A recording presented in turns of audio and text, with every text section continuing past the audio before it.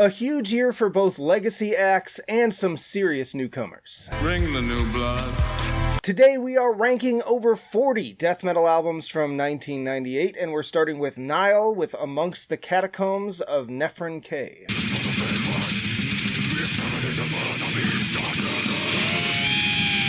Finally, the debut of this Egypt-obsessed South Carolina crew. Not only do these guys sound great from the beginning with those battering blast beats and absolutely devastating vocals, that extra layer of Egyptian imagery and atmosphere helps them to stand out from the pack. The bombast of Ramses, Bringer of War, was unlike anything else I had really heard at the time, and then the level of technicality they bring to the table is so far above the competition, making for what I would argue is a top 10 or maybe even top 5 death metal debut album. It is going to perfection. Then we have Krabathor with Orthodox.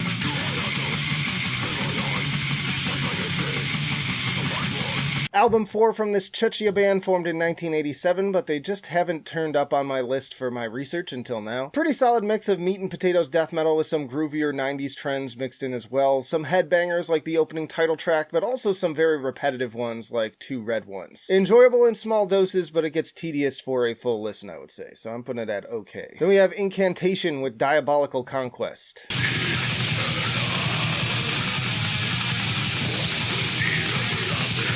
I've said this many times, I don't really love this band, but this is the album to have, in my opinion, and is also the only album with Daniel Corchado of The Chasm on vocals, and he's probably my favorite fit for the band overall. The songwriting feels much more chaotic, probably inspiring bands like Portal, who by the way dropped their first demo this same year. Tied for highest rated album on Metal Storm, and I tend to agree. You've got the insidious serpent-like doom riffs, the noisy squealy parts on Disciple of Blasphemous Reprisal, just a really well-rounded album with great pacing and all the band's strengths at their peak. It is going to fantastic. Then we have The Crown with Hell Is Here.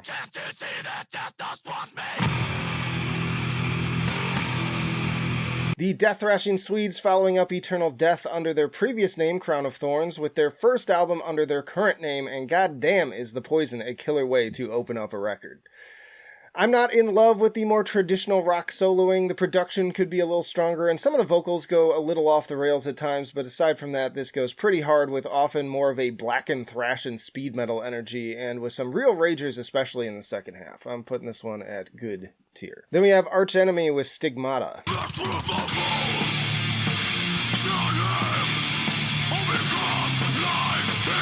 The biggest issue I have with this album is still the vocals, which just aren't quite there yet. I hear plenty of defenders, but I still find them to be pretty bad, especially in contrast to the fantastic riffing. Fortunately, though, the guitar work does almost make up for it, with some solid moments on the kit, too, like the title track, which I think is also probably the best track overall since it's instrumental. The piano and epic guitar harmonies on Vox Stellarum are nice as well. Things get much better from here, but still very strong. I'm going to put this at great tier. Then we have Carnal Forge with Who's Gonna Burn.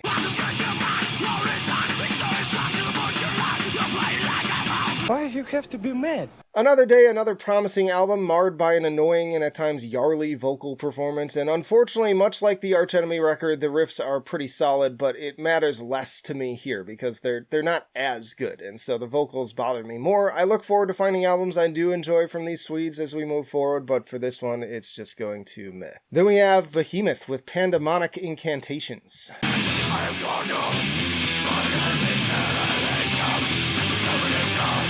Glad to finally get these Polish black and death metal legends on the board, not yet fully formed, but moving out of their black metal roots into something resembling what they would become. Nurgle actually starting to sound like himself on this one too. Great intro with those deeper, deathier vocals and moving into more aggressive songwriting, but with that evil sounding atmosphere still intact. It is going to amazing. Y'all, of course, we have plenty more albums to go, but if you're enjoying the video so far, be sure to hit the like button. It helps me out, and also comment what are your favorites, least favorites on this list. What would you add respectfully, please?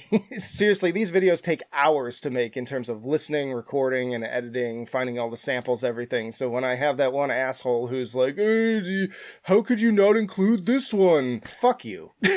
Make your own list. But next up we have Soilwork with Steelbath Suicide.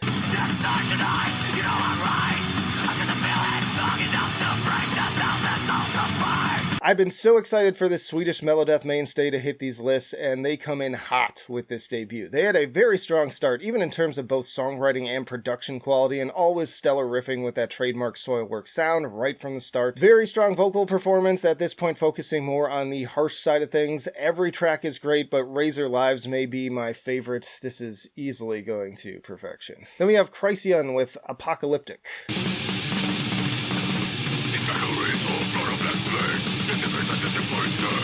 Album 2 from this Brazilian band, and strong enough if still a bit paint by numbers, getting mostly deicide energy if I'm making comparisons with the very devil may care attitude, but there are some more atmospheric elements too, as with March of the Black Hordes. Fast, harsh, and a little chaotic, largely living up to the album name. It is going to good tier. And we have Dying Fetus with Killing on Adrenaline.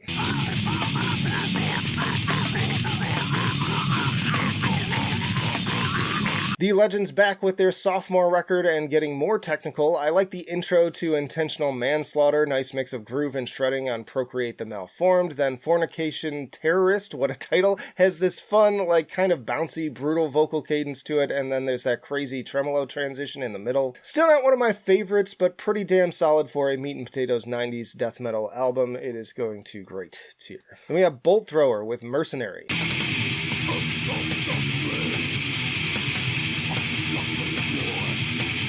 The sixth album from this much-beloved UK band that I enjoy, but not nearly as much as some people out there. Plenty of infectious grooves, but also doomier sections that I find a little bit boring. But that said, this one has grown on me quite a bit since the last time I listened to it. It's got this super chill, laid-back vibe to it that's kind of hypnotic, honestly. Death metal to just vibe to. It's going to amazing. Then we have Benediction with Grind Bastard.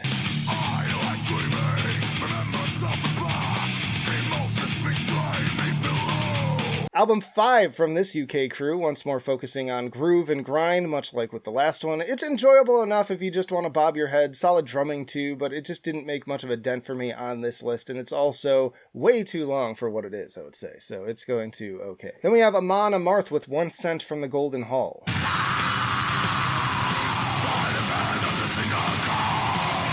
Another band I was excited to finally get on the map. I love this debut, and if you skipped over the band's early work, you're really missing out on some of their best stuff. It's just so much more aggressive than anything from their more popular albums, just really bringing the hellfire fitting to the album cover. Plenty of banger tracks here, like Ride for Vengeance, Friends of the Suncross, Without Fear, Abandoned, and the slower, self-referential Amon Amarth. Also featuring Martin Lopez of Opeth and Son on drums. It is going to fantastic. Then we have Mortification with Triumph of Mercy.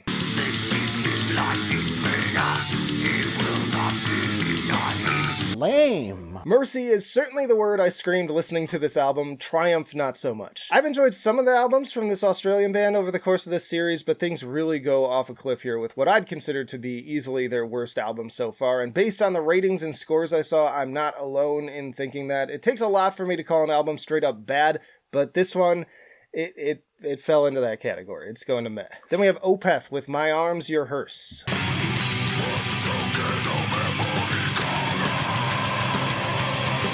Ackerfeld and Company back with album 3, and if you ask me, this is one of the band's best albums, easily. Top 3 for sure, and my favorite of the 90s. So many killer tracks here. My personal favorites include April Ethereal, When, The Amen Corner, and Demon of the Fall. I also love the eerie energy and tragic romance of the very gothic ghost story concept. Tighter runtime, too, than the last 2 albums. It is going to perfection. Then we have Mercenary with First Breath.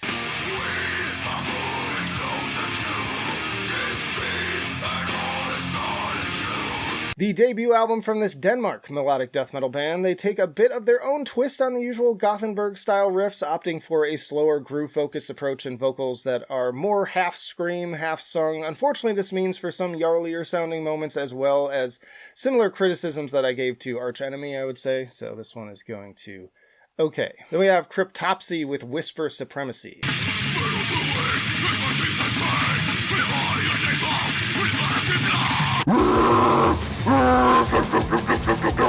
Mike DeSalvo stepping in on vocals for this Quebec band, which definitely does change up the sound a bit. Miguel Roy also bringing some changes to the riffs. Pretty craterous in its own right and bringing its own strengths to the table with some fantastic moments on the likes of Cold Hate, Warm Blood, White Worms, Depths You've Fallen, and Faceless Unknown. My only real point of detraction is again Mike's vocals, which can be very one note, become a little grating over time, but the riffs are so tasty I almost don't care, and they're honestly not that bad. Definitely better than some on this list, so it's going to amazing. Then we have Cataclysm with Victims of This Fallen World. As the world burns, we stand denied, innocent. The lowest rated album from this Canadian band on Metal Storm, though I see some defenders on Metal Archives. For the third time now, I like this band's later material, but things only get worse on this one when compared to the previous two, I think. I hesitate to even really call it death metal, as more of a shitty, poorly produced grindcore quality to it, but mixed with some shoddy melodeath elements. I look forward to getting to the good stuff, but yeah, this is going to meh. Then we have Septic Flesh with A Fallen Temple.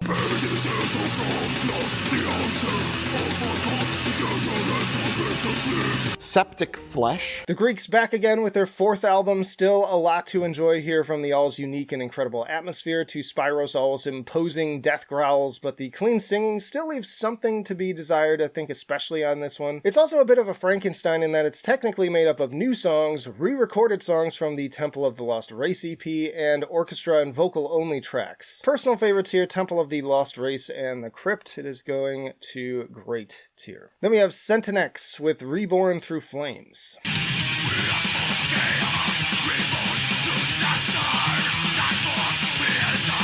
Album 4 from this Swedish band, continuing with the same momentum of Reflections in 97. More excellent, powerful Swedish melodeath riffing over a very consistent 40-minute runtime. Lots of earworm hooks, strong vocal performance, and capped off by great production too. There's also a Creator cover. It is going to fantastic. Then we have Soulburn with Feeding on Angels.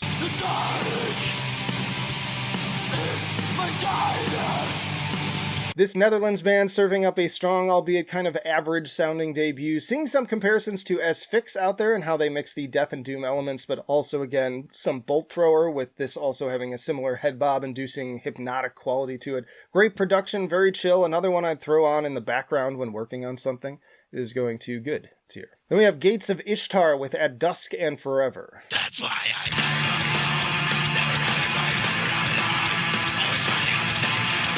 the third, and at this point at least, final album from this Swedish band, and if you ask me, it's a crime that they never became a household name like In Flames, because I honestly think that they're every bit as good. The harmonized guitars absolutely soar across the entire album, often rivaling those of even the Jester Race in Colony, so this is going to perfection. Then we have Gorefest with Chapter 13.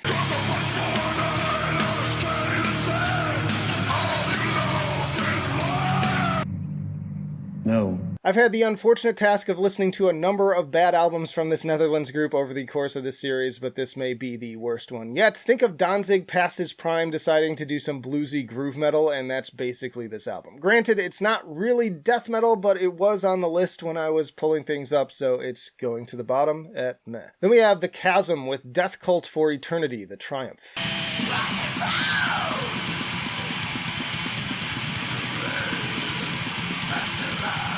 The third album from this Mexico City band, and continuing to improve album to album, in my opinion. Still solid atmosphere, fitting to their band name, but that more emphasis also on driving riffs and pretty impressive drumming. Between the overall vibe and chaotic vocals, often it sounds similar to an Autopsy album. It's going to great tier. Then we have Morbid Angel with Formulas Fatal to the Flesh.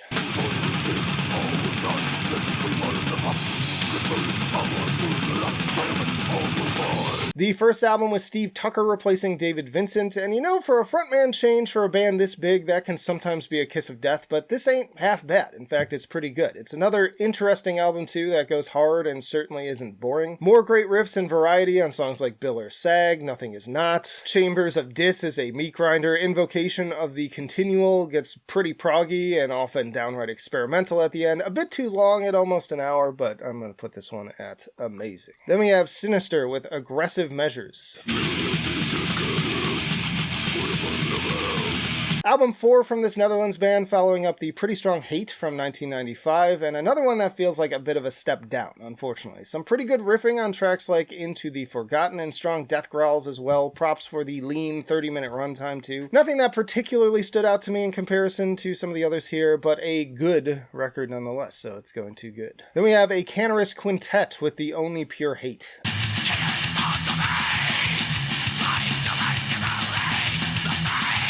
The sophomore album from this Swedish melodic death metal band that made the top of my 1996 list. And I don't think this one is quite as strong as that one, but it's very close with more killer Gothenburg-style riffs mixing melody and aggression like At the Gates. This one is going to fantastic. Then we have Apophis with Heliopolis.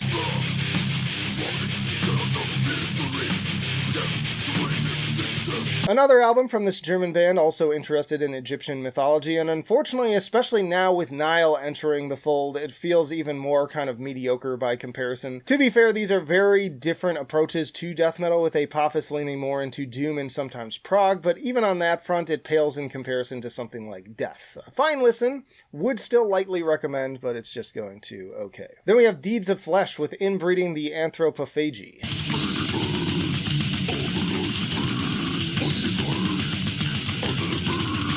The Cali brutal tech band back with their second album conceptually about the Sawney Bean family who lived in the caves of Scotland and supposedly cannibalized around 1,000 people. Props for originality. I'd actually never heard this story before, so it's a nice break from the usual serial killers. Musically, the production and vocals are objectively improved, and both the guitars and drums get pretty wild. Tough competition here, but just what I want from something like this in another no-filler 30-minute runtime. It's going to amazing. Eat the flesh, we are from Sweden, yeah! Then we have Rune Magic with The Supreme Force of Eternity.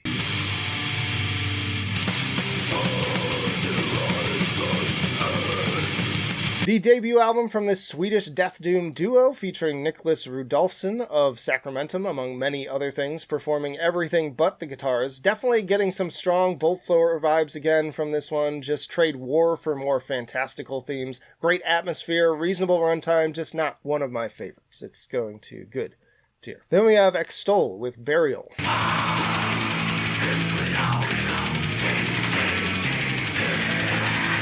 The debut album from this largely Christian-focused progressive death metal band out of Norway that I remember in high school even the metalcore scene kids were listening to. Definitely a unique listen unlike anything else on this list, with a heavy emphasis on prog and the riffing I might compare to something like Cynic or even later Enslaved. As for enjoyability, I am much more partial to the songwriting on Undeceived, whereas here it can feel a little bit meandering and long-winded, so enjoyable, but not like perfect yet. It's going to great tier. Then we have Nembrionic with Incomplete.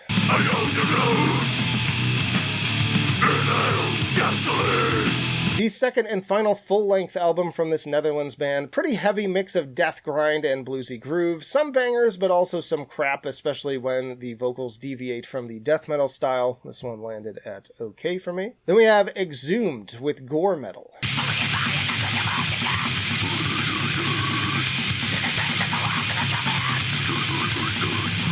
The debut album from this Cali death and gore grind band after years of demos and splits, and that experience shows right from the jump with this one. Just so fast and ferocious, but also extremely infectious in spite of its brutality. Love the mix of gurgly lows and snarling highs in the vocals, banger riffs and rhythms. Frankly, I'd put it higher if not for the steep competition again, but it is going all the way to fantastic and pretty high at that. Then we have Consolation with Stahlplatt.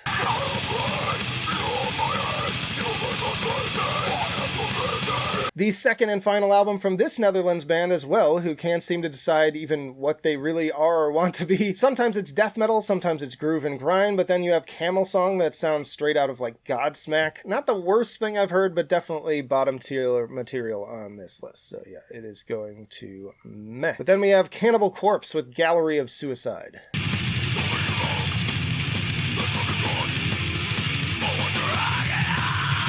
This is the first album with Pat O'Brien on guitar, better production than Vile, and I definitely hear them coming into their own when it comes to the songwriting with more dynamics and use of atmosphere, as with the title track. Disposal of the Body and Stabbed in the Throat have some fantastic riffing and fun, fast vocals, getting technical with those woodly-woo riffs on Dismembered and Molested. I can also hear them really toying around with their style on Chambers of Blood, and From Skin to Liquid, this one had to go to perfection. Then we have Argoslent with Galloping Through the Battle Ruins. This is the debut album from this Virginia band, and it wasn't until I was pretty far into making this list that I discovered why their music is not on Spotify. We ready or what? Oh, hold on, I'm fucking with my hole. Oh, shit. Not gonna get into that here. As for the music, it is kind of interesting in its fusion of death vocals with more traditional kind of heavy metal style guitars. I'm gonna put this one at okay and leave it at that. Then we have Angel Corpse with The Inexorable.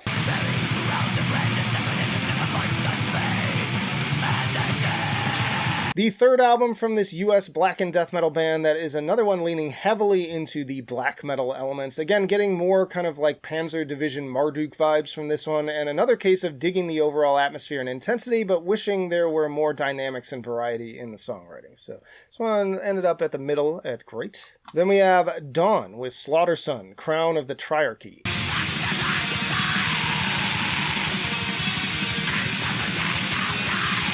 Album 2 from this Swedish melodic black and death metal band, recommended to fans of Dissection and again Sacramentum. The only thing that brings it down a bit for me are the lengthy runtimes that are often between like 8 and 10 minutes. They carry well enough, but without a more progressive approach to songwriting a la Opeth, they can get a little repetitious at times. So not quite top, but I enjoyed it quite a bit. It's going to amazing. Then we have Malevolent Creation with The Fine Art of Murder. Album 6 from this New York band, and delivering some more super speed in both the thrashy tremolo picking and blast beats. Notably, guitarist Rob Barrett of Cannibal Corpse making a return on this album after previously playing on Retribution. Another solid ripper with some groovier stuff mixed in. Definitely a bit long at nearly an hour, but it ended up at good tier for me. Then we have Gorguts with Obscura.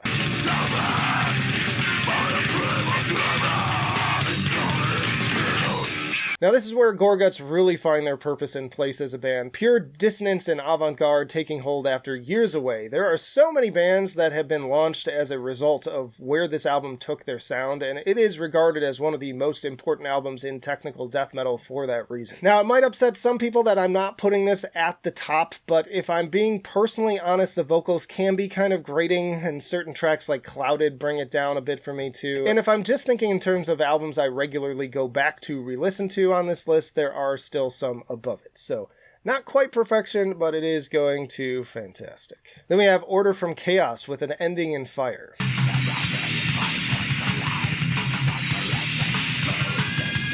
The final album from this Kansas City black and death metal band, and unfortunately I wouldn't say they go out on a particular high note. Lots of extremely repetitive grooves here and not much else. The only thing I really give it credit for is the very tribal sounding drumming and arguably some of the most ugly, wicked vocals on this list. And this is Pete's second entry in this year actually, as he's also on that Angel Corpse record. Mike and Chuck now play for a band called Ares Kingdom, but yeah, this went to meh for me. And then, of course, we have Death with The Sound of Perseverance.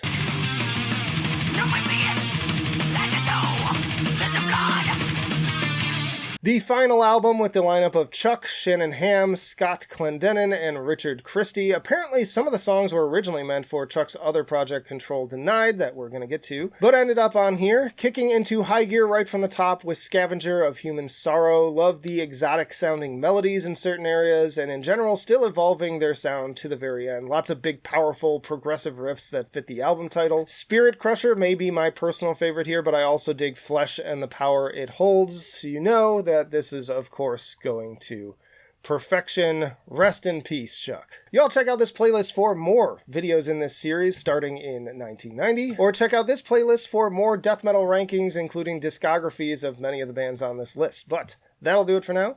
Flight of Icarus signing off. I will see you in the trenches.